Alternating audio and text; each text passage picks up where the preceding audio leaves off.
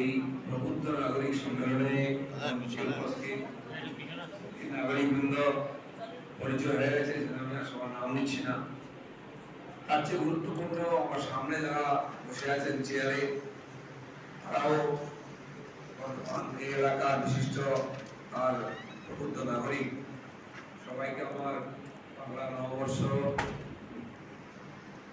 চড়ক, ঈদ, রামনবমী, বাসন্তী পুজো, অন্নপূর্ণা পুজো এবং এক দুদিনের মধ্যে হনুমান জয়ন্তী আছে, সমস্ত অনুষ্ঠান পরবের একসঙ্গে শুভেচ্ছা জানাচ্ছি।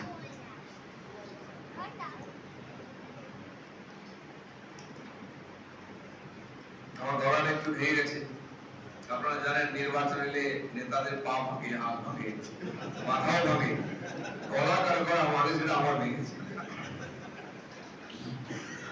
যাই হোক, নির্বাচনে দামামা বেজে উঠেছে, ভোট শুরু হয়ে গেছে, ফার্স্ট বেজে 7টার মধ্যে পশ্চিমবাংলাও 3টি আসনে হয়ে গেছে।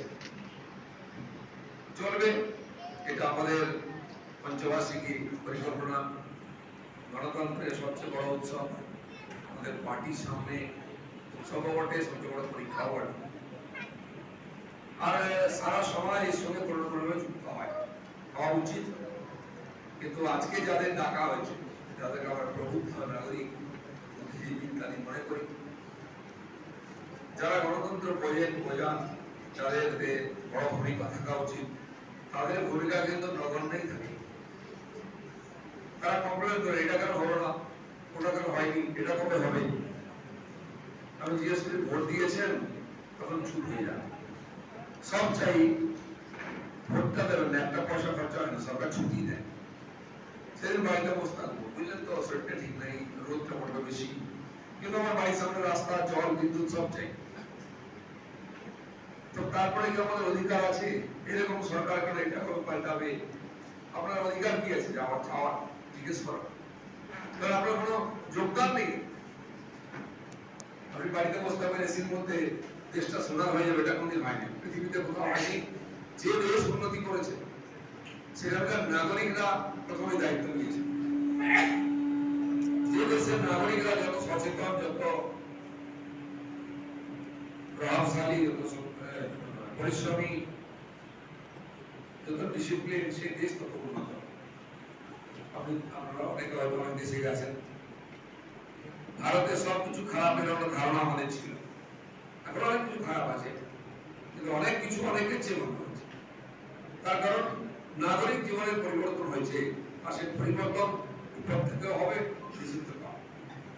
সাধারণত আমরা দেখি স্বাধীনতা আন্দোলন হয় বা সমাজের কোন পরিবর্তন, বিপ্লব হোক, তারা মধ্যবিত্ত সমাজ হয়, যারা অতটা ভোগীও নয়, অতটা ভ্রষ্টাচারীও নয়, তারা একদম নিচে আর একদম উপরে। এরা সমাজ নিয়ে ভাবে না, নিজেকে নিয়ে ভাবে। তাদের প্রচুর সম্পত্তি, সাধন আছে, তারা ওই নিয়ে ব্যস্ত, কায়দায় আর মজার রুটি, সংসার হলো ভোগের প্রতি। আর একদম নিচে যারা আছে, তারা একটা কাপড় দিলে, এক বোতল মদ দিলে, মুরগির মাংস খাওয়ালে ভোট দিয়ে দেয়। আর তাদের ভাবার সময় নেই, শেষ পাওয়ারও নেই। সবাই সাধারণ মধ্যবিত্ত সমাজ বিপ্লবী আন্দোলন থেকে সমাজ পরিবর্তন সবসময় করে, কিন্তু সুবিধা সবাই দেয়। যেমন যারা অধিক উৎপাদন করে, তারা অধিক ট্যাক্স দেয়, লোকের চাকরি দেয়, রাষ্ট্র নির্মাণে আর্থিক যোগদান করে, কিন্তু ওটাই সব নয়। আজকে একটা কমপ্লেন আসছে দেশে, বিরোধীরা বলছে যে দেখুন, ধনী গরিবের মধ্যে পার্থক্য বেড়ে গেছে। হতে পারে, যখন উন্নয়ন হয় আপনি কাউকে আটকে রাখতে পারেন না। একই মূলধন নিয়ে দুজন তিনজনকে আপনি ব্যবসা করতে দিন, 2-4 বছর পর দেখবেন তিনজনের আর্থিক অবস্থা পাল্টে গেছে, আলাদা আলাদা হয়ে গেছে। কে পরিশ্রম করে বেশি, তার যোগ্যতা বেশি, সে বেশি ইনকাম করবে।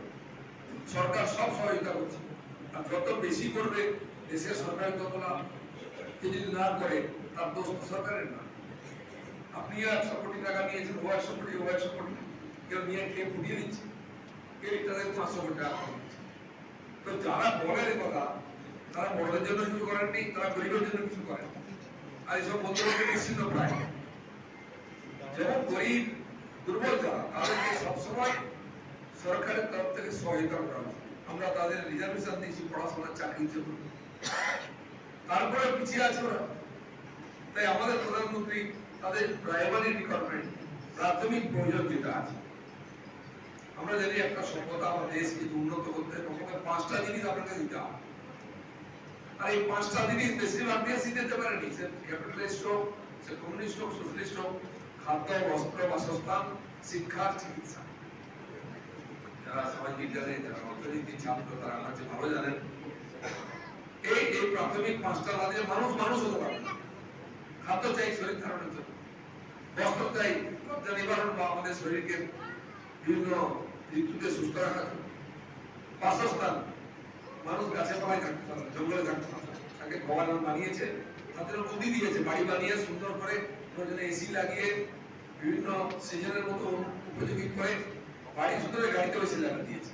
কারণ শরীরকে এই আজকে আমাদের এই জেলায় এই লোকসভা এবং দেশে সবচেয়ে বেশি গরম, পানাগড়ে 45.1 ডিগ্রি টেম্পারেচার ছিল। দিল্লি এখনো হয়নি, তারা 40 পৌঁছে আমরা ক্রস করে গেছি। এই যে পরিস্থিতি, এতে আমাদের শরীর সবসময় টিকতে পারে, সহ্য করতে পারে। তো আমরা তাকে অনুকূল করে নিয়েছি। পশু পাখি করতে পারেনি। পশু বলুন, পাখি বলুন, 1000 বছর 2000 বছর আগে তারা যেমন জীবনযাপন করতে এখন তাই করে।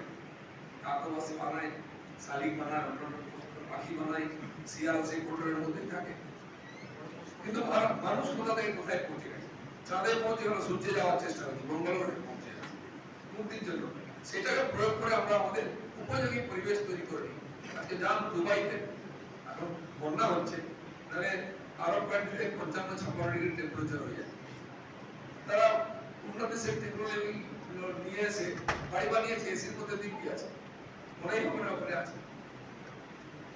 তো সেই জন্য এই যে খাদ্য, বস্ত্র, বাসস্থান, শিক্ষা, মানুষকে মানুষ করার জন্য শিক্ষা দিতে হবে।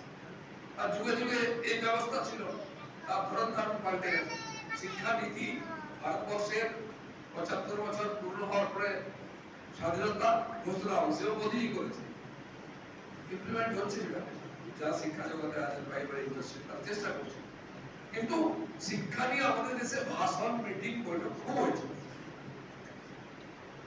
ডক্টর রাধাকৃষ্ণন নাকি 5 ঘন্টা ভাষণ দিয়েছিলেন, শিক্ষা কেমন হওয়া উচিত। অসুস্থ হয়ে গেলেন, শেষ হয়ে গেছিলেন, শিক্ষার কোনো পরিবর্তন নেই। কেমন শিক্ষা হচ্ছে, কি কি আসা উচিত, এটা ঠিক না, ওটা ঠিক না। ঠিক কোনটা, একটা খসড়া দিতে পারতে তোমরা, ভাই আমি মনে হচ্ছে এটা হওয়া উচিত, দিয়েছি। প্রয়োজন তার মধ্যে পরিবর্তন করা যেত, কিন্তু দিতেই পারলো না। বাকি যেটুকু শিক্ষা ছিল সেটাকে নোংড়ে মুচড়ে ব্যবসা করে খেয়ে জেলে চলে। কমিউনিস্টরা আন্দোলন করতে করতে, সমালোচনা করতে করতে নিশ্চিন্ন হয়ে গেল। একটা তো ভোটের দিন না, ভালো মতো আপনার আমার মত এক হবে কোনো গ্যারান্টি নেই।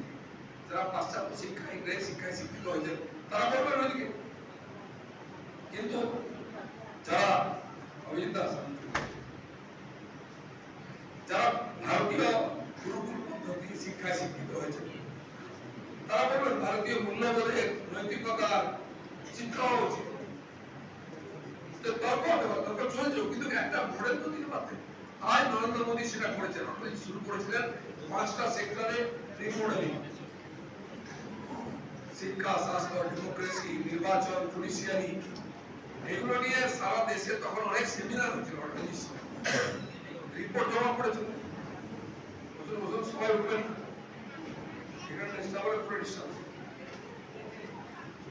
তো সেই যে তথ্য এসেছিল, সে ভাইস চ্যান্সেলর থেকে প্রাইমারি স্কুলের টিচার বা শিক্ষা প্রেমী, ছাত্র নেতা, শিক্ষক নেতা, সবার ওপিনিয়ন নয়, যেরকম সেমিনার করা হয়েছিল, সে ডিটেলস ছিল। মোদিজি তার উপরে কাজ করে এক্সপার্টদের দিয়ে যে শিক্ষানীতি তৈরি করেছেন, সেটা আজকে ইমপ্লিমেন্ট করার চেষ্টা হচ্ছে, চলছে। আপনারা অনেকে খোঁজ খবর রাখেন। তো এটা তো হয়েছে, কোনো ডিপার্টমেন্টে, কোনো বিভাগে কোনো পলিসি ছিল না, নীতি ছিল না। একটা ওই পঞ্চবার্ষিক পরিকল্পনা করতে একটা ইয়ে ছিল, প্ল্যানিং কমিশন ছিল। কি করেছে প্ল্যানিং কমিশন?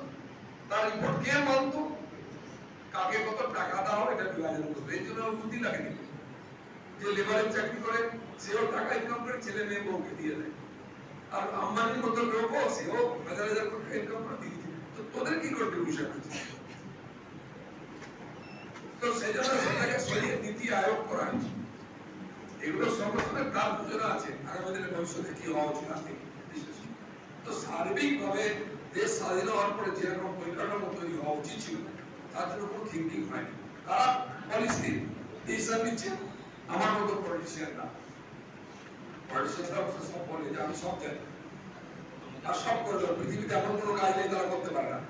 ভোটারকে ভোটে তো দেয় কি করে আমরা দেখতে পাচ্ছি কোথায় এসেছে দেশ। আর যে 30-40 বছর পড়াচ্ছে স্কুল থেকে কলেজ ইউনিভার্সিটিতে, তার কথা শোনা আমরা তিনি ভোটে জিততে পারবেন না। গণতন্ত্র এখন দেশে তার কাছে টাকা নেই। তো যারা এই ধরনের ব্যবস্থার মধ্যে এত বছর কাজ করেছে, একজন ইঞ্জিনিয়ার 40 বছর চাকরি করেছেন, প্রাইভেট সরকারি দেশ বিদেশ করেছেন, সিভিলের ব্যাপারে তার অপিনিয়ন দেওয়া উচিত। মানে সরকার যে ব্যবস্থা নেবে তার মধ্যে এদের যোগদান থাকা উচিত। আপনি 1000 লোক নেবেন কি 100 লোক নেবেন বা অন্য কথা, কিন্তু সব ধরনের মানুষের যারা কিছু করেছে ব্যক্তিগত জীবনে। মিত্তল বিশ্বের সবচেয়ে বড় বড় ইস্পাত ফ্যাক্টরি কিনে নিচ্ছে, সে কি কলকাতায় থেকে বিকম পাস করেছে। আজ দুনিয়ার সবচেয়ে বড় যারা লোহার কারবারি তার মধ্যে কোথায় কোথায় গিয়ে ইংল্যান্ডে, ইউরোপে, আমেরিকাতে ফ্যাক্টরি কিনে নিচ্ছে। সেটা ব্যবসা করতে ইন্ডাস্ট্রিও বলে তার অপিনিয়ন দেওয়া উচিত। যেমন আমাদের যে জুডিশিয়ারি বিচার ব্যবস্থা তার আমূল পরিবর্তন হচ্ছে। আমরা তো শুনেছেন বিল পাস হয়েছে পার্লামেন্টে, লাগু হয়ে যাবে, বিশেষ করে ক্রিমিনাল ল, আইপিসি, সিআরপিসি আর এভিডেন্স ল, 3টে বিল অ্যাকশন আনা হয়েছে। নাম ছিল দণ্ড সংহিতা। ব্রিটিশ আমল দণ্ড হলে আপনাকে ভয় দেখিয়ে আইনের ঠান্ডা করে রাখা, আন্দোলন করবেন না, লড়াই করবেন না, স্বাধীনতা আন্দোলন করবেন, তাহলে জেলে ঢুকিয়ে দেবো, ফাঁসিতে ঝুলিয়ে দেবো, অনেক পড়া হচ্ছে। তো সেই জন্য প্রথম তার নাম পাল্টানো হয়েছে, দণ্ড সংহিতা হচ্ছে ন্যায় সংহিতা, সুবিচার, জাস্টিস পাবে না। কারণ ভারতবর্ষের মানুষ ন্যায় চায়, তার জন্যই জুডিশিয়ারি এত বিশাল ব্যবস্থা। ব্রিটিশ আমলের 1860 সালে আইন, 70 সালে আইন, 90 সালে আইন, সেটা পাল্টানো হলো। সৌভাগ্য হয়েছে পার্লামেন্টে যে বিভিন্ন স্ট্যান্ডিং কমিটি থাকে, হোম অ্যাফেয়ার্স পার্লামেন্টারি কমিটিতে স্ট্যান্ডিং কমিটি, তার রাজ্যসভা থেকে তাকে দায়িত্ব হলো এর খসড়া তৈরি করতে। সংযোগবশত আমি তার মেম্বার।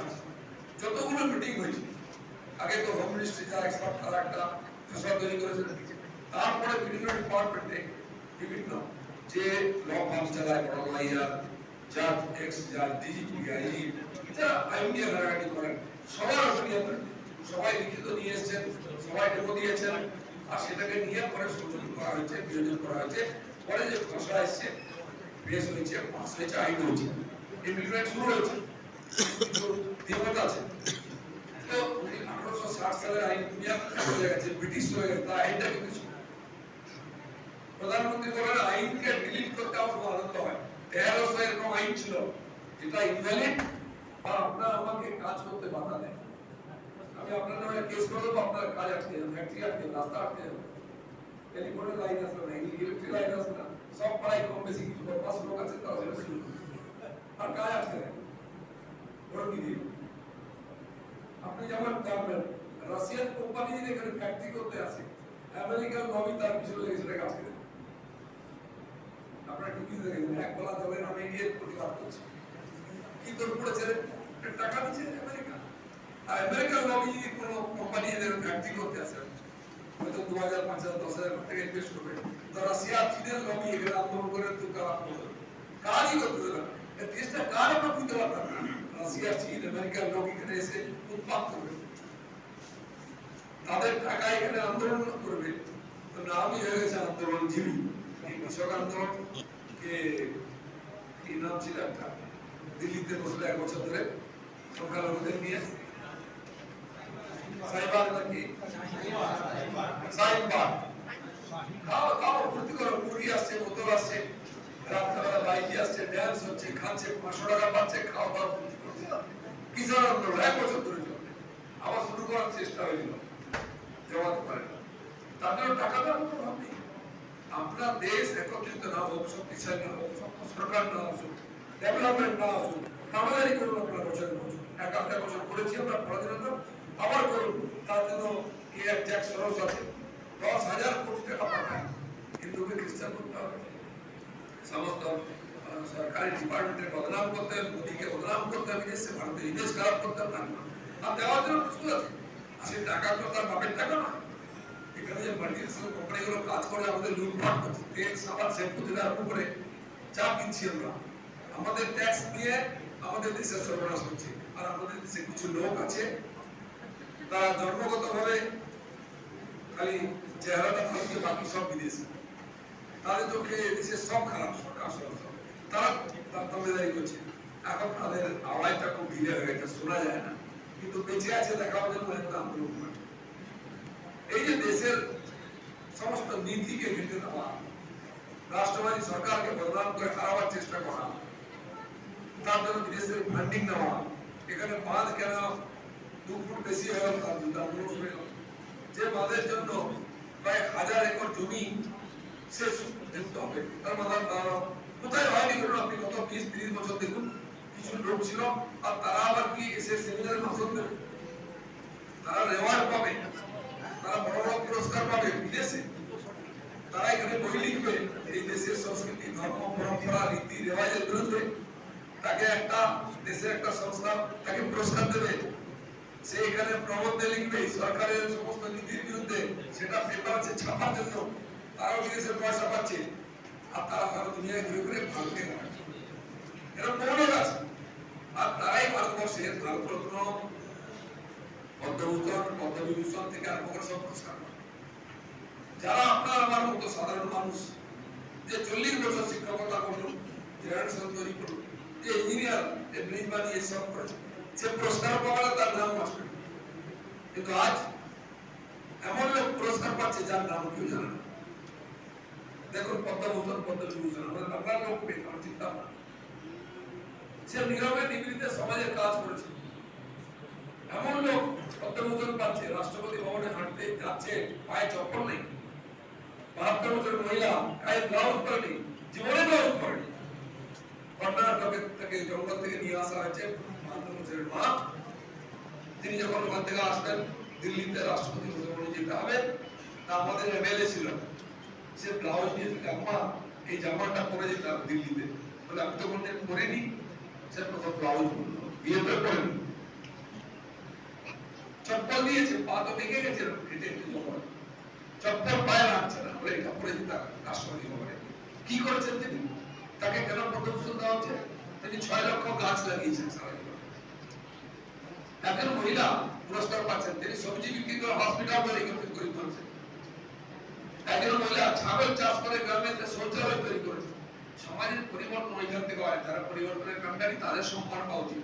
তাতে কি হতো, একটা বিশেষ পরিবারের লোক ভারতরত্ন পাবে, তার বাড়ির ড্রাইভার, চাকর বাকর তার পদ্মভূষণ পাবে, পদ্মবিভূষণ পাবে, আর সবচেয়ে ভালো চর্চা এই করতে পারে যে হেডমাস্টার সে রাষ্ট্রপতি পুরস্কার পাবে, আর নাহলে বিদ্যার্থী কি বিদ্যাভূষণ পাবে। সে হেডমাস্টারটাকে সবাই ঘৃণা করে, পাড়ার লোক, স্কুলের লোক, তার স্টাফকে পছন্দ করে, তার কলিগরা, কিন্তু সে দিদির খরচ বড় চমচা, সে পুরস্কার পাবে। এতে সামাজিক উৎসাহ আসলে কাজ করার প্রেরণা পাবে না, পুরো কনসেপ্ট চেঞ্জ হয়ে গেছে। কেউ ভেবেছিল জাসপুরের উড়িষ্যা জঙ্গলের মধ্যে একটি গ্রাম, সাঁওতাল গ্রাম, সেই গ্রামের প্রথম যে গ্রাজুয়েট হয়েছে মহিলা, সে দেশের রাষ্ট্রপতি, 30 কিলোমিটার দূরে স্কুলে পড়তেন। আজ আমাদের মাননীয় রাষ্ট্রপতি, আমি তার গ্রামে গেছি, আর 100 জন কর্মীকে নিয়ে দেখাতে নিয়ে গেছে, প্রেরণার গ্রাম। আর তাদের যেটুকু ছিল, সরকারি চাকরি করেছে, এমএলএ হয়েছে, রাজ্যপাল হয়েছে, পঞ্চায়েত হয়েছে, তার স্বামী চাকরি করতে, জমি জায়গা ছিল, সব সমাজকে দিয়েছেন, ওখানে স্কুল হচ্ছে, সে আদিবাসী ছেড়ে হচ্ছে। তো পরিবর্তন ওখান থেকে হয়। তাই নরেন্দ্র মোদী যখন বিদেশিরা আসেন, প্রধানমন্ত্রীরা, জাপানের প্রধানমন্ত্রী, তাকে তো আমরা টেকনোলজি শেখাবো না, সে আমাদের বুলেট ট্রেন দিচ্ছে, তাকে গ্রাম দেখাবো, তার নিজের গ্রামে নিয়ে গেছেন, অসত্য গাছের দোলনায় দোলাচ্ছেন আর ফুচকা খাওয়াচ্ছেন, খাইছেন কিনা? তো ভারত মানে গ্রাম। স্বাধীনতার পরে গান্ধীজি বলেছিলেন চলো ফিরে চলো গ্রামে, কেউ যেতে চায়নি, চায় না, কারণ গ্রাম থাকার যোগ্য নাই আজকে, সেখানে খালি রাজনীতি হয়, চাষ নেই, বাস নেই, সমাজ নেই, সংস্কৃতি নেই, ভালোবাসা নেই। আর পশ্চিমবঙ্গ তো নাই। পুজো হলে দুটো পুজো, সিপিএম একটা, টিএমসি একটা। আমাকে একজন বললো, জানেন দাদা আমাদের গ্রামে এত রাজনীতি, কিছু করা যায় না, কি হয়েছে? বলবেন না, একটা দুর্গা পুজো দুটো হয়ে গেল, সিপিএম একটা, টিএমসি, তারপরে কালী পুজো দুটো হয়ে গেল, আর ঝগড়া সব দুটো হয়ে গেল। তারপরে বলে যদি সিপিএম পাড়ায় একটা বিয়ে হয় তো কংগ্রেস পাড়ায় একটা বিয়ে দিতে হবে। বলে এই নাই, যদি সিপিএম পাড়ায় কেউ মারা যায় এখানে একজন মেরে একটা সাথে এই করেছি আমরা। তার করতে করতে মনটা ছোট করেছি, রাজ্যের দেশকে ছোট করেছি, করেছি, রাজ্য ছোট করেছি, পরিবার ছোট করছি, জীবনটা ছোট হয়ে গেছে।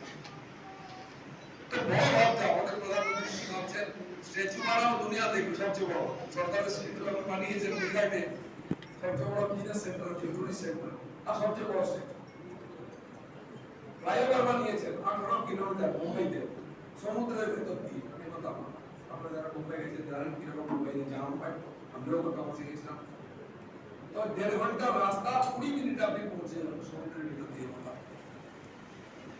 পার্লামেন্ট ভবন বানিয়েছেন বিশ্বের সবচেয়ে বড়, আর আমি হারিয়ে যাই তার মধ্যে, কোথায় যাচ্ছি বুঝতে পারি না। রাজ্যসভা, লোকসভা আলাদা এবং ভব্য সুন্দর। আর সেখানে প্রথম বিল পাস হয়েছে নারী শক্তি বন্ধন বিল, 33% পার্লামেন্টে আছে। আর সেই 3 দিন চর্চাতে ওখানে বড় গ্যালারি আছে, আপনি গিয়ে দেখতে পারেন। সুযোগ হলে নিশ্চয়ই যাবেন, দেখা উচিত। কি ভারতীয় সংস্কৃতির সমস্ত ছাপ হয়। দর্শক হিসাবে 3 দিন মহিলারাই ছিলেন, আগে উঠতে হয়। হাজার হাজার মহিলা এসেছেন, দেখে গেলেন পার্লামেন্ট। সব আমরা উদাহরণ তৈরি করতাম। ভারতে আজকে সবচেয়ে বড় হল ভারত মণ্ডপম, আপনারা জানেন যেখানে মেলা, প্রগতি ময়দান, 7খানা হল হয়েছে। G20 সমাপন ওখানেই হলো। সারা দেশের সমস্ত সামগ্রীর ওখানে, হাতের কাজের জিনিসের ওখানে স্টল লাগানো হয়েছে। আর ইউপিআই কাকে বলে, পেমেন্ট কি করে করতে হয়, সেটা দুনিয়াকে শিখিয়েছে। যতজন এসেছিলেন প্রতিনিধি 100, মিটিং হচ্ছে এই বাইরের স্টল, ওরা কেনাকাটা করুন, ওরা তো কিনবে না, তাদের সবাই একটা ছোট ফোন দেওয়া হয়, বুঝলেন তো, স্মার্টফোন, তাতে $100 করে দেওয়া হয়। আপনি যা কিনুন এখান থেকে বিক্রি করবেন। ওরা দেখুন এত সহজে পেমেন্ট হয়ে যাচ্ছে। 6টা দেশ ওখানে এগ্রিমেন্ট করে গেল, ভারতীয় ইউপিআই টেকনোলজি নিয়ে চলে গেছে, মোদীজি ব্যবসা করে দিয়েছে।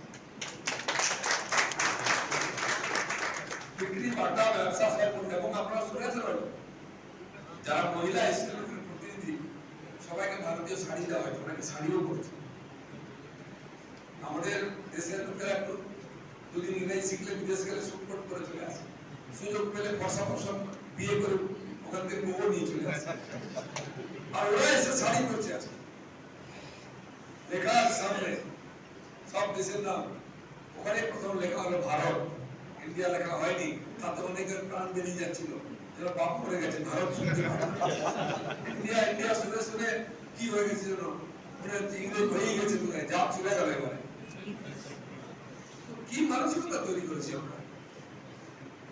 এর সার্বিক পরিবর্তন দেয়, সমস্ত ক্ষেত্রে পরিবর্তন। বিকশিত ভারত মানে খালি ইকোনমি মুভ করে গেল। আজ দুনিয়ার মধ্যে সবচেয়ে গতিশীল অর্থনীতি ভারতের, 7-এর উপরে যাচ্ছি, 8-এ যাচ্ছি। সবচেয়ে উন্নত দেশ, শক্তিশালী সম্পন্ন দেশ আমাদের চেয়ে আরো 4 জন এগিয়ে আছে। তাদের ডাউন হচ্ছে চীন, জাপান, আমেরিকা, জার্মানি, সব পেছন ছাড়াই হচ্ছে। ওখানে জিনিসপত্রের দাম আকাশ ছোঁয়া, এখানে অনেকে খুব কষ্ট, জিনিসের দাম বাড়ছে। তাহলে বেশি পয়সা লাগবে পাকিস্তানের বাঘা বর্ডারের পাশে ঘুরে আসে, 300 টাকা পেট্রোল আর 160 টাকা আটা, বাকি তো ছেড়ে দিলাম। কেমন সুখে আছে মোদীজি, সুখে রাখছে, বাড়িতে চাল ডাল পৌঁছে দিচ্ছে ফ্রিতে, তাতে ভূতে গেল হচ্ছে। যারা সুখে থাকতেই চায় না, মাঝখানে হওয়া উঠেছিল কি অসুরক্ষিত মনে হচ্ছে, অনেক বলছে ইনসিকিউর একটা কমিউনিটি, যে সবচেয়ে বেশি সিকিউরিটি নিয়ে আছে সে ইনসিকিউর করছে। এটা একটা অসুখ, সিকিউরিটির মধ্যে থেকে নিজেকে ইনসিকিউর ফিল করা, কষ্ট করে ভেবে এগুলো বার করতে হবে, সব ঠান্ডা হয়ে গেছে।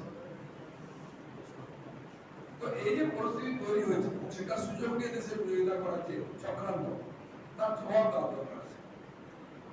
গণতন্ত্র যে উৎসব, গণতান্ত্রিক অধিকার আপনাদের সবচেয়ে বড় অস্ত্র। রাষ্ট্রকে আপনি কিভাবে চান, নেতা কেমন চান, তার নির্ণয় নেওয়ার অধিকার এখনই পাওয়ার সুযোগ পাবে। সেটা এই যে গণতন্ত্রের উৎসব তাকে পূর্ণ কাজে লাগানো উচিত। যারা শিক্ষিত সমাজ, প্রবুদ্ধ সমাজ, তারা চর্চা করবেন, আলোচনা করবেন, ডিবেট করবেন, পার্লামেন্ট কি বলে সেমিনার করবেন, চ্যানেলে গিয়ে বড় কথা বলবেন, কিন্তু ভোট দেবেন না। ভোট কে দেবে? যে গণতন্ত্রের মানেই বোঝে না, এক বোতল মদের জন্য সেই ভোট দিয়ে দেবে। তো যে গণতন্ত্র খোঁজা সেই তো ভোট নেয়, গণতন্ত্র বেকার। যে ঠিক নির্ণয় নিতে পারে সে যাচ্ছেই না।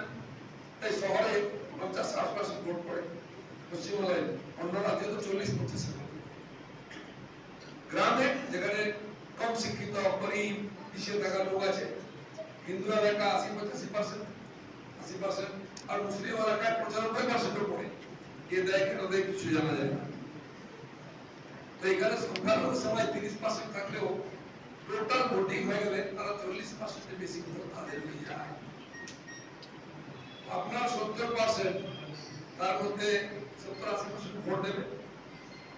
তো এবারে যে ভাগ হবে, সেজন্য ওই যে তেল মারা এত ব্লক ভোটের গল্প, গণতন্ত্রের কি মানে হয় ওটাই নির্ণয় করবে। কিছু দরকার নেই, একটা কমিউনিটিকে কিনে দাও, ভোট দিতে যাও, তাদেরকে ওরকম রাখো, প্রত্যেকবার ভোটের কিছু দিয়ে দাও, আবার ভোট দিয়ে নাও। তারা এই গণতন্ত্রের কি মানে, তার উন্নয়ন কি করে? আমাদের পাশের দেশ উন্নতি করবে, আমরা দেখতে থাকি। এর পরিবর্তন করার চেষ্টা শুরু হয়ে গেছে। তো সেই জন্য টেকনোলজি বলুন, শিক্ষা বলুন, বা অন্যান্য স্বাস্থ্যের ক্ষেত্রে বলুন, আমরা কেন ভাবিনি? আপনারা দিল্লি যাবেন, ট্রেনে গেলে রাজনীতি যাবেন, ঠিক আছে, সবচেয়ে ভালো ট্রেন স্পিড কত? 120, 50 বছর ধরে 120। আমরা এগোবো না দুনিয়াতে, ওখানেই থাকবো। আর মাথায় আসলে 150 কেন? মোদীজি বলেন ভাই, এই দেশের ইঞ্জিনিয়াররা গিয়ে দুনিয়াতে রকেট বানাচ্ছে, এরোপ্লেন বানাচ্ছে, ট্যাঙ্ক বানাচ্ছে, বিমান বানাচ্ছে, সব আর সুপার স্টিল বানাচ্ছে। আমার দেশে আমরা কমসে কম 200 কিলোমিটার আছে। তাই বন্দে ভারত তৈরি হচ্ছে 200 কিলোমিটার স্পিডে যাবে বলে। তার সঙ্গে লাইন পরিবর্তন হচ্ছে। আপনি 130-40 ছড়েছিলাম, 50-60 হয়ে যাবে, 200 হয়ে যাবে। আমরা তো ভারত হচ্ছে, ভারত হচ্ছে। আর একটা দুটো নয়, ডজন ট্রেন শুরু হয়ে গেছে সব দিকে, সারা দেশের লোক সুবিধা পাচ্ছে। আর আমরা এখনো বুলেট ট্রেনের টেকনোলজি তৈরি করতে পারিনি, তাই জাপান থেকে নিয়ে এসেছি। কারণ কি? কুলিং হতে হবে। প্রথম যখন ফ্রিজ এলো, স্প্লিট টিভি এলো, তোমার বাড়িতে ফ্রিজ আছে, তখন প্রশ্ন করতো কি করতো কিনা। রেডিও যুগে যখন টিভি এলো, আমার বাড়িতে টিভি আছে, স্ট্যাটাসের না। তো আমাদের একটা স্ট্যাটাস চাই, তো বড় বড় দেশ বুলেট ট্রেন চালাচ্ছে, তো আমরা একটা বুলেট ট্রেন নিয়ে এসেছি, আহমেদাবাদ, মুম্বাই শুরু হয়ে যাবে। সবচেয়ে आज दुनिया के एरिया जो जाया लागे सॉफ्टवेयर আমাদের দেশের ইঞ্জিনিয়াররা অনেক সফটওয়্যার করে বিশ্বের সবচেয়ে বেশি বিক্রি করে যায়। কিন্তু সেমিকন্ডাক্টর চিপস আজ আপনি গাড়ি করছেন, মোবাইল অ্যাপ থেকে আরম্ভ করে যা যা ইলেকট্রনিক উপকরণ সব জায়গায় এটা লাগে, তার জন্য কিন্তু আমরা মানতে পারি না। আমাদের দেশে যে মোবাইল তৈরি হচ্ছে, আগের বছর পর্যন্ত 90% মোবাইল বিদেশ থেকে আনতো, ওদের কাছ থেকে, চীন, তাইওয়ান, আমেরিকা। এখন 80% মোবাইল দেশে তৈরি হচ্ছে, 2 বছর মধ্যে হয়ে গেল। 80,000 কোটি টাকার মোবাইল আমরা এবারে সব রপ্তানি করেছি, তার মধ্যে 60,000 কোটি হচ্ছে খালি অ্যাপেলের দুটো কোম্পানি এখানে মোবাইল তৈরি করছে। আপনার আমার হাতে যা মোবাইল সব হাতে তৈরি, কোম্পানি যাই তৈরি হচ্ছে, কিন্তু সিমটা ওদের নাই। তো সেই আমরা গান শুনেছি ছোটবেলায়, राजेश खन्ना मेरा जो भी है जापानी पत्रों हिंदुस्तानी के साथ में लाल को रूसी फिर भी दिल हिंदुस्तानी नहीं, दिल चाइनीज है। सब अपना मोबाइल আছে ভারতীয় হয়ে গেছে, কিন্তু তার দিল চিপ চাপ দুবাই। যদি কাল করে দেবো না, তার এই সমস্ত ব্যাকগ্রাউন্ড বন্ধ হয়ে যাবে। আজ এটা ছাড়া কোনো যন্ত্র, আধুনিক যন্ত্র চলবে না। তো প্রধানমন্ত্রী বলে আমরা ভ্যাকসিন তৈরি করলাম, এই করছি, ওই করছি, তাই করছি, এটা পারবো না, করো। আগের বছর 68-69 কোটি টাকা খালি সেমিকন্ডাক্টর রিসার্চের জন্য দেওয়া হবে। আর পরিণাম কি হচ্ছে? 2 বছরের মধ্যে আমাদের যে অশ্বিনী বৈষ্ণব আছেন, তিনি এই আইটি মন্ত্রী আছেন, তিনি বলেছিলেন এই কথাই শুনলেন এটার মধ্যে জিজ্ঞেস করবে যে আপনার কোথায় সেমিকন্ডাক্টর, আমরা কথা দিলে কথা রাখি, সেপ্টেম্বরে ভারতের তৈরি সিম আপনার হাতে আমরা দিয়ে দেবো। আজ ভারত করেছে, আমাদের ইঞ্জিনিয়ার সায়েন্টিস্টরা করেছেন, সেই সায়েন্টিস্টরা যারা আপনার বাড়ির ছেলে এইখানকার বাংলা স্কুলে পড়ে তারাই ভ্যাকসিন তৈরি করেছে। এর কল্পনা করেছিলেন ভারত ভ্যাকসিন তৈরি করে দুনিয়ার 100টা দেশকে দেবে। ভারতের ভ্যাকসিনের দেশে 140 কোটি মানুষ সুরক্ষিত, আজকে মাস্ক পরতে হয় না। আমরা আগে ভ্যাকসিন নিয়েছি, ছোটবেলায় স্কুলের টিকা দিতাম, দিত কিনা, আর 7 দিন খুলে থাকতো, ম্যালেরিয়া বসন্ত টিকা। আমরা কিন্তু আবিষ্কার করতে পারিনি, 2-5 টিকা আবিষ্কার করেছেন, পড়েছি টিকা আনতে হতো বিদেশ থেকে, কত বছর, 20 বছর, 25 বছর, 30 বছর পরে আসতো। তারা ব্যবহার করে সব ঠিক হয়ে গেল, আমাদের অর্ধেক লোক মরে গেল, তারপরে টিকা দিল, পয়সা দিলেও দিত না। আর আজ ভারতের টিকার জন্য হাত পেতে আছে, মানে টিকা আমরা ঠিক সময় যাতে না করতে পারি, আমি কমপ্লিট করতে না পারি, লোককে দিতে না পারি, যত উন্নত দেশ গলায় হাত দিয়ে হচ্ছে বন্দুক, কিন্তু সব আটকাবার চেষ্টা করছে। আমরা জানতাম ভারতকে সাহায্য ছাড়বে না, যে একটা সিনেমা হয়েছে ভ্যাকসিন বার বলে, দেখুন ভারতীয় সাধারণ কর্মী সায়েন্টিস্টরা কি পরিশ্রম করেছেন, যে বই একটা লিখেছিলেন তারপরে সেটা সিনেমা হয়েছে, আমি দেখলাম খুব সুন্দর, এটা দেখে নিই, নেটফ্লিক্সে দেখে নিই। তো সেখানে প্রত্যেকটি মানুষ কি কন্ট্রিবিউট করেছে, 550 ডাক্তার মারা গেছেন, আমি দেখি কত কর্মচারী, পুলিশ, স্বাস্থ্যকর্মী মারা গেছে, তাদেরকে সম্মানিত করার জন্য উপর থেকে প্রধানমন্ত্রী পুষ্পবৃষ্টি করেছেন, নিজে প্রেরণা দিয়েছেন, সম্মান দিয়েছেন। তো সেই ভ্যাকসিন প্রধানমন্ত্রী ফেব্রুয়ারি মাসে চায়নাতে শুরু হয়েছে, আমরা শুনেছি তখন যে একটা ভাইরাস এসছে, ধরলে মরছে, তার কোনো ওষুধ নেই, ভাইরাসের ওষুধ নেই। উনি ফেব্রুয়ারি মাসে শুনেই একটা এক্সপার্ট টিম তৈরি করেন যে এটা ভাইরাস, মানে তো ওর জন্য ভ্যাকসিন চাই, কোনো ওষুধ নেই, আপনারা রিসার্চ করুন, স্টাডি করুন কি ব্যাপার। তারপর মার্চে ভালো করে কমিটি হলো, উনি বলছেন 6 মাসে চাই, 6 মাসের মধ্যে ভ্যাকসিন রেডি হয়ে গেল। কারা করেছে? এই সায়েন্টিস্টরা, যাদের 70 বছর 75 বছর কেউ বলেনি তুমি ভ্যাকসিন তৈরি করো, দরকার আছে কিনে নেবো না, কাটমানি চাই কিনা, হেলিকপ্টার, প্লেন, জিপ কি কিনে নি, কোথায় কাটমানি খাইনি সরকার, তৈরি করার দরকার নেই, তাহলে তো বাইরে থেকে আনা যাবে না, কেনাকাটা করতে হবে। সেই সায়েন্টিস্টরা বিদেশে গিয়ে বানাবো, আমরা কিন্তু দেশে বানানোর সুযোগ দেবে না। 6 মাসের মধ্যে বানানো হলো, টেস্ট করা হলো, এবং সবচেয়ে প্রথম তাদের দেওয়া হয়েছে, যারা health worker, police, transport worker, তাদের দেওয়া হয়েছে। দেশের বিশ্বের বিভিন্ন ছোট ছোট দেশ প্রচন্ড ইফেক্টেড ছিল, লক্ষ লক্ষ লোক মারা যাচ্ছিল, তাদের দেওয়া হয়েছে। শেষে আমাদের মতো সাধারণ লোককে প্রধানমন্ত্রীও পরে নিয়েছেন 2 মাস পরে, যে আগে বাকিদের দাও। আর এই জন্য সারা দুনিয়া থেকে মেসেজ গেছে, দেশের সাধারণ মানুষ যারা হাতে প্রাণ নিয়ে কাজ করছিলেন, মারা যাচ্ছিলেন, তারাও দেখেছি দেশ আমাকে সম্মান দিয়েছে। এরকম ঘটেছে, বেঙ্গালুরু থেকে এসছে ভ্যাকসিন, কলকাতা এয়ারপোর্টে নেতাদের এত ভয়, ওইখান থেকে প্যাকেট হাফিস করে দিয়েছে একটা। আমাকে একজন ডাক্তার বললেন, তিনি নিয়ে এসেছিলেন, পরিচিত আমার মায়েরা, বলে দাদা আপনার থেকে টানাটানি শুরু হয়ে গেল, পেটি টানাটানি ভ্যাকসিনের, কি করে দিতে হয় না জানে না, টাকা পয়সা কমিয়েছে, মরে গেলে খাবে কি, তাই ভ্যাকসিনটা চুরি করে চলে যাচ্ছে, এই ঘটনা ঘটেছে। কিন্তু সেই ভ্যাকসিন আমরা বিশ্বকে দিয়েছি, তার ফলে আজ বিশ্বের যে ভারতের যে সম্মান সারা বিশ্বে এমনি এমনি হয়নি, না চাইতে আমাদের সহযোগিতা করছে লোকেরা, ইউএনও বলুন বা ওয়ার্ল্ড ব্যাংক বলুন বা আরো সিকিউরিটি কাউন্সিল বলুন, সব জায়গায়। কেন? যখন হাহাকার, দুনিয়া ধ্বংস হয়ে যাবে, অর্ধেক লোক মরে যাবে, ভারত এসছে।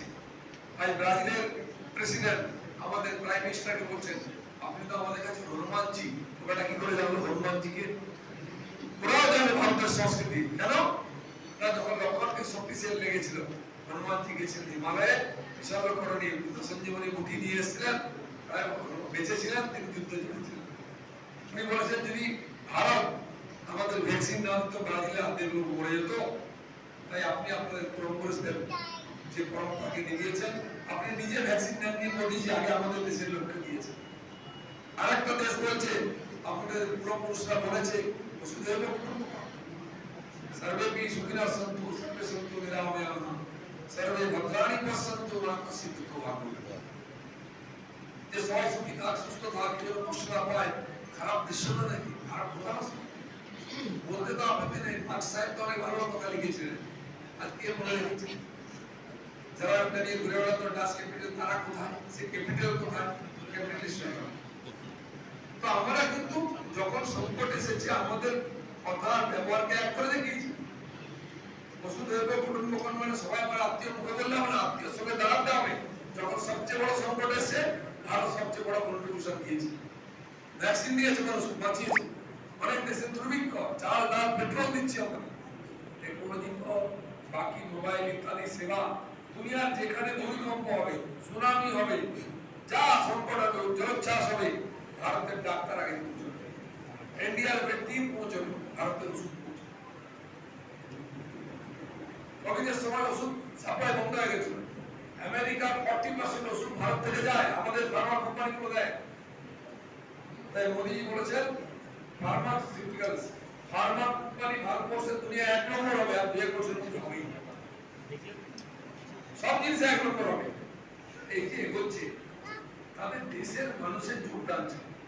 একজন প্রধানমন্ত্রী, একটা সরকার বা কিছু আমরা তারা করতে পারে না। 140 কোটি লোকের দেশ, তার উন্নয়নের জন্য 140 কোটি লোককে লাগাতে হবে। তার কন্ট্রিবিউশন আছে, যার যোগ্যতা আছে, সুযোগ আছে, মেধা আছে, বেশি ইনকাম করছে, তো তার দেশকে ট্যাক্স দেওয়া উচিত। দেশের আইনও নাই। কজন ট্যাক্স দিত? 3 কোটি কত লোক, 130 কোটির মধ্যে ট্যাক্স দিত। ভাবুন আপনি, ভোগ করছে সবাই, উৎপাদন করছে সবাই, ট্যাক্স দিচ্ছেন করে কি করে আপনি? আপনি কোনো রাস্তাঘাট হলো না, জল কেউ নেই, বিদ্যুৎ কেউ নেই, কিন্তু 4 পয়সার ট্রেন ভাড়া ট্রেন বন্ধ করবো, চলবে না। এই যে মানসিকতা, গরিব থাকবো, কিছু না খেয়ে থাকবো, অসুস্থ থাকবো, কিন্তু পরিশ্রম করে বড় ভাববো না আমরা। আর সবচেয়ে বড় চিন্তা পশ্চিমবঙ্গে গরিব থাকাটা আমরা গর্ব মনে করি, আমরা গরিব, আমরা ভিখারি, আমরা 500 টাকা নিয়ে ভোট দিই, এটা যেন আমরা গর্বিত। আর আমাদের মুখ্যমন্ত্রী এখানে 500 টাকা দিয়ে ভোট কেন? আমাদের মহিলাদের সম্মান হচ্ছে 500 টাকা। ওয়ারেন্টি বলতে 5000 টাকা তো লক্ষ্মী ভান্ডার, ওখানকার জীবনের দাম 5000, পশ্চিমবঙ্গের 500, এটা উনিও জানেন। আর উনি চান আমরা 500 টাকা থাকি, দাম না বাড়ে, ইনকাম না বাড়ে। তো এই যে পরিস্থিতি তৈরি হয়েছে, অধিক উৎপাদন করুন, অধিক পরিশ্রম করুন, অধিক ট্যাক্স দিন, তখন আপনি আশা করবেন আপনার গ্রামের স্কুল ভালো হবে, বিল্ডিং ভালো হবে, আলো থাকবে, জল থাকবে, বাউন্ডারি থাকবে, আপনার পাড়ার হসপিটালে ডাক্তার থাকবে, ওষুধ থাকবে, নার্স থাকবে, ইমার্জেন্সি থাকবে, আপনার এলাকায় যে থানা আছে সেখানে পুলিশ থাকবে, দারোগা থাকবে, ফোন করলে চলে আসবে, গাড়ি থাকবে। পুলিশ আছে তো গাড়ি নেই, গাড়ি আছে তো গাড়ি নেই, বসার জায়গা নেই, বৃষ্টির দিনে জল পড়ে বেড়াকে জল ঢুকে যাচ্ছে, বহু জায়গায় সে কি পরিষেবা দেবে?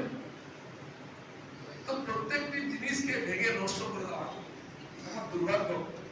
আমি বর্তমানে রোজ আপনারা শুনেছেন কোনো না কোনো ওয়ার্ডে হাঁটতে যাই, আমি আধা কিলোমিটার কোনো রাস্তা দেখলাম না, মাঝখানে রাস্তা বাদ দিয়ে এটি রোড, যে আধা কিলোমিটার একটা রাস্তা ঠিক আছে, আছে কি? আপনারা তো যদি হেঁটে যান আপনি, আসলে দাদা কেমন আছে, চোখকে পড়ে যাবেন নিচে, কি পড়ে যাবেন কিনা, হাঁটতে বড় সমস্যা। আপনি যদি হাঁটেন এত দূর হবে, চোখে মুখে ঢেকে যাবেন। এটা ডিস্ট্রিক্ট টাউন, বর্তমানে কোনো ঐতিহাসিক টাউন, ঐতিহ্যশালী টাউন, তার কি এটা হওয়া উচিত? এখানে কেউ লোক ট্যাক্স দেয় না, টাকা কেন্দ্র দিচ্ছে, রাত যাচ্ছে কোথায়? নিজের লোক পুষতে গিয়ে, ঝাড়ুও করে না। আচ্ছা, তোমরা জল দেবে না, কেন্দ্র সরকার টাকা দিচ্ছে, জল দেবে মিশন, পাইপ করে লাগিয়ে দিচ্ছ, ভালো কথা, জল আসুক না আসুক সেরকম করে দেখা যাবে, সেটাকে রিপেয়ারিং করার রাস্তা নেই। গাড়িতে বসে থাকলেও মুশকিল, হাঁটলেও মুশকিল, বসে থাকলে লোক কোমর ভেঙে যাবে। কোথায় যাচ্ছি আমরা? কেন এই দুরবস্থা? কারা চালাচ্ছে এগুলো? তাদের মিশন কি আছে? আপনার নেতা যদি কৃষ্ণমন্ডল হয় আর শাহজাহান হয়, আপনি সেরকম পরিষেবা পাবেন, আপনি আশাও করতে পারবেন। আর এরকম মুখ্যমন্ত্রী তার চর্চা বেঁচে এরকমই হবে, তার নেতা তার কর্মচারী এরকমই হবে, সে কাটমানি খাওয়া ছাড়া কিছু করবে না। আজ সব জায়গায় নতুন বিল্ডিং হচ্ছে, সবাই চাই নিজের বাড়ি, আমরা কিনতে যাচ্ছি। আপনার যদি 300 টাকা স্কয়ার ফিট থাকতো, আপনাকে 400 টাকা দিতে হচ্ছে। কারণ কি? ওখানকার নেতাকে দিতে হবে 100 টাকা প্রতি স্কয়ার ফিট। কলকাতায় তো 10% হঠাৎ বেড়ে গেল দাম, কি ব্যাপার? কন্ট্রাক্টর বলছে কি করবো, নেতাকে 200 টাকা দিতে হবে প্রতি স্কয়ার ফিটে। আমি বললো তাহলে আমার থাকবে কি, বলো তোর চিন্তা করার দরকার নেই, তুই 300 টাকা বাড়িয়ে দে না, তুই 100 টাকা বেশি পেলি, আমি 200 টাকা পেলাম, যে কিনবে তাকে দিতেই হবে। আর যদি এই হয় তারপরে সে কি সিমেন্ট দেবে বালি দেবে জানি না, আপনি যদি 40, 45, 50 বছর বয়সে ফ্ল্যাট কিনেন, আপনার মোটামুটি রিটায়ার হবে, তারপরে উপরে যাওয়ার আগে বাড়ি ভেঙে পড়ে যাবে, 20-30 বছরের মধ্যে তো শেষ হয়ে যাবে। তার যে সার্বিক ভাবে সমাজের পতন, এদের কোনো দুঃখ নেই। আমরা আলোচনা করি এটা কি হচ্ছে, এটা কি হচ্ছে, পরিবর্তন কে করবে? আমি কোনো দাম নেব না, কত পরিবর্তন সব হয়ে যাবে। পরিবর্তন হতে পারে, মোদীজি দেখিয়েছে পরিবর্তন করতে পারে, সেটা লোক চলে এসছে, আমরা সারা বিশ্ব মেনেছি, চোখের সামনে দেশ পাল্টে যাচ্ছে, বাংলার বাইরে চলে যাচ্ছে, কি সুন্দর রাস্তা বাইরে দেখিয়ে এলাম, স্টেশন চকচক করছে, দাম বেশি কিন্তু সার্ভিস এত সুন্দর। যে কোনো শহরে দেশে ঘুরুন, কলকাতা এলে, পশ্চিমবাংলা এসে গেলে সব পাতে পরিবর্তন হওয়ার দরকার না। আর একটা লোক তো কাজ করছে, করে দেখি তাকে সাপোর্ট করা উচিত কিনা, এটা সমাজের সামনে নিয়ে যেতাম। আমি বলছি 500 টাকা নিয়ে কেউ যদি ঘটলে তার দোষ নয়, তাকে ওই জায়গায় রেখে দেওয়া হয়েছে, তার কাছে 500 টাকার অনেক দাম আছে।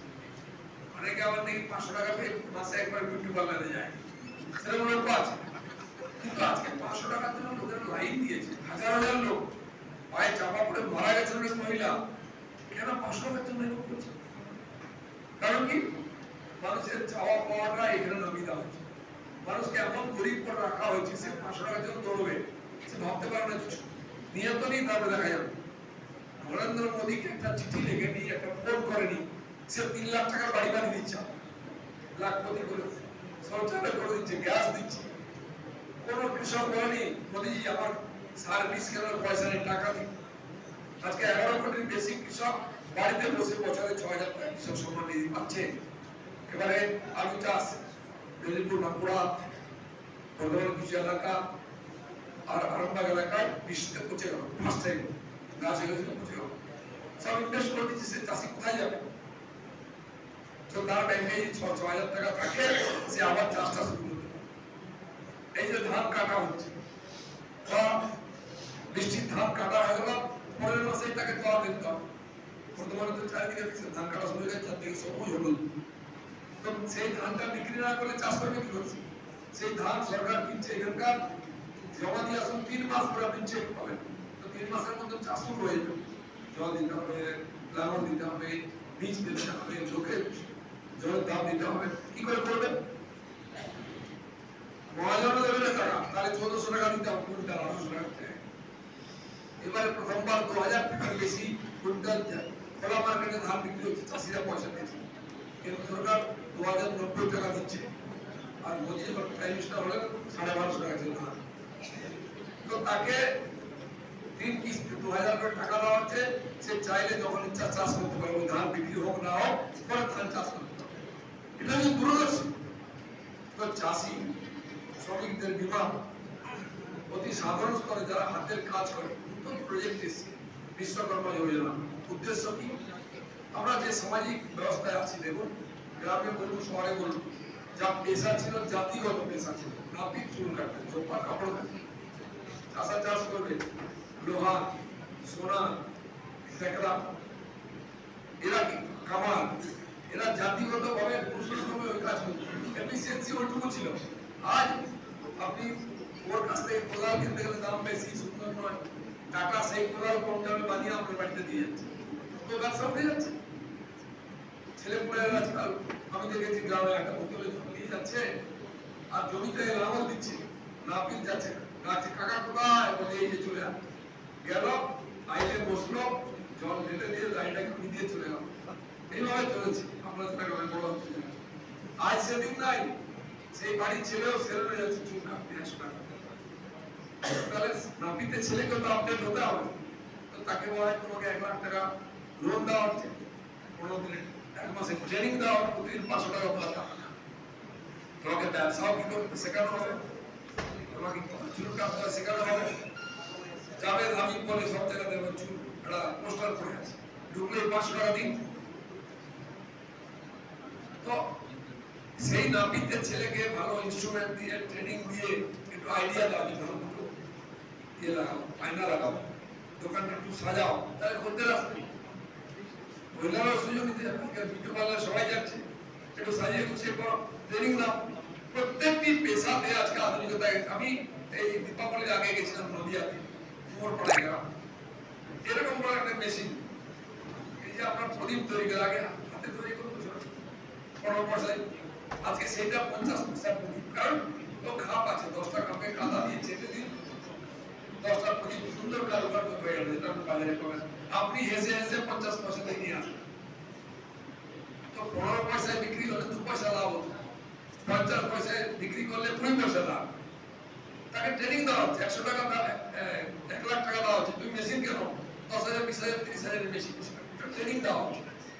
আর এই পেশাগুলোকে উপযোগী করতে হচ্ছে যাতে ওরা গ্রামে থাকে, পালিয়ে না আসে, শহরে এলে বস্তিতে থাকবে, ছেলেপুলে ড্রাগ নেবে, স্কুল যাবে না, মহিলাদের সম্মান থাকবে না, শৌচালয় নেই, চিকিৎসা নেই, জল নেই, বিদ্যুৎ নেই, কারণ খালি পেটের জন্য চলে আসতে হচ্ছে। দুর্গাও গেছি, হাজার হাজার বাঙালি পরিবার ফাঁকা মাঠে আছে, আর একেবারে বাংলার বাজার, চা দোকান সব, কারণ কিছু কাজ নেই, চলে যাচ্ছে, রোজ 500 টাকা পায়, স্বামী স্ত্রী 1000 টাকা ইনকাম করছে, কিন্তু ওর স্কুল নেই, 10-12 বছর ছেলেমেয়েরা ঘুরে বেড়াচ্ছে সুবিধা, তো সে তো লেবারই হবে আমার। খালি এই যে বিস্থাপনের কারণে তার ভবিষ্যৎ নষ্ট হয়ে যাচ্ছে। পরিবর্তন করতে হবে, পরিবর্তন করতে গেলে শতাধিক যোজনা তৈরি করেছেন মোদীজি, তার লাভ আজকে আমরা পাচ্ছি।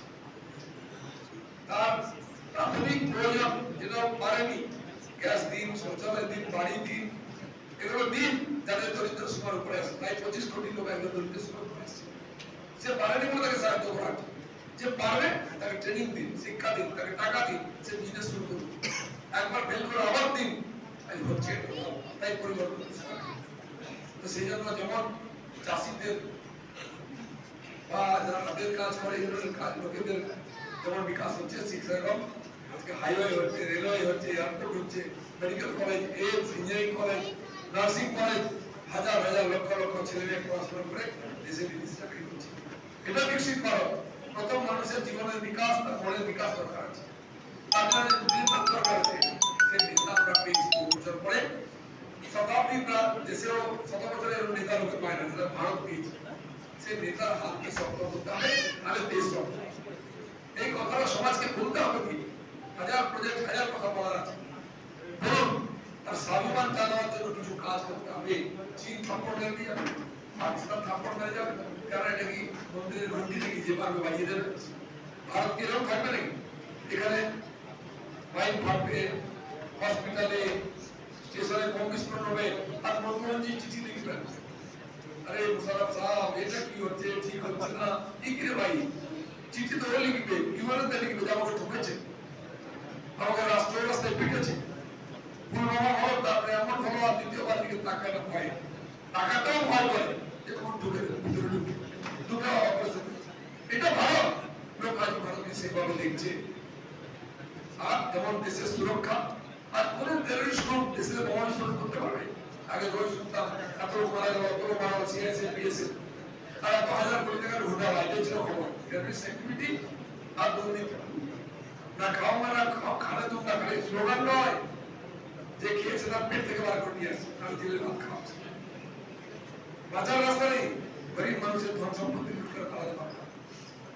আর সঙ্গে সঙ্গে এই দেশ ভগবানের দেশ, 10 বার এখানে অবতার হয়েছেন, দুনিয়ার কোন দেশে ভগবান এসে কেউ বলতে পারবে না, চামচা বেলচা ছেড়ে পুলেকে পাঠিয়েছে।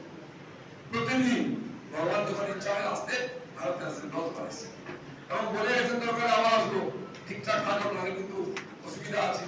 পরিত্রাণায় সাধনাম বিনাশায় চতুষ্কৃতম ধর্ম সংস্থাপনার্থায় সম্ভবামি যুগে। 10 বার এসে আসতে হলে এরকম নয়, চাবি মেরে দিন গাড়িতে, গাড়ি ওকে আছে, চড়বো, চলে আসবো, সুদর্শন ধনুষ খড়গ কোঠা ধরবে, দরকার নেই। কিন্তু আমরা মনে করি ওনাকে টাকার দরকার নেই, আমরা যথেষ্ট আছি। তাই সেই পরম্পরা, সংস্কৃতি, ধর্ম, আধ্যাত্মিকতাকে না জাগালে ভারত জাগবে না, তার মধ্যে প্রাণ আছে। বিবেকানন্দ বলেছেন, এই দেশ যতদিন থাকবে বাবা ডুবরু বাজাবে, মা পাঠা খাবে। তাই রাম মন্দির তৈরি করতাম, তাই কাশী বিশ্বনাথকে জাগাতে হবে, মহাকালেশ্বর জাগবে, আর শুধু ভারত নয়, দুবাইতে মন্দির তৈরি করবে। এটা হয়েছে। সার্বিক উন্নয়ন করতে যদি মানুষ হিসাবে উন্নতি করতে হবে, পেটে ভাত দিলে হবে না, শিক্ষা দিতে হবে, কাপড় জামা দিতে হবে, তার নিজের মেধাকে বিকাশ করার সুযোগ দিতে হবে। সেগুলো আজকে মোদী করেছেন। তাই মোদী হয়তো মুমকিন। আর একবার মোদী সরকার।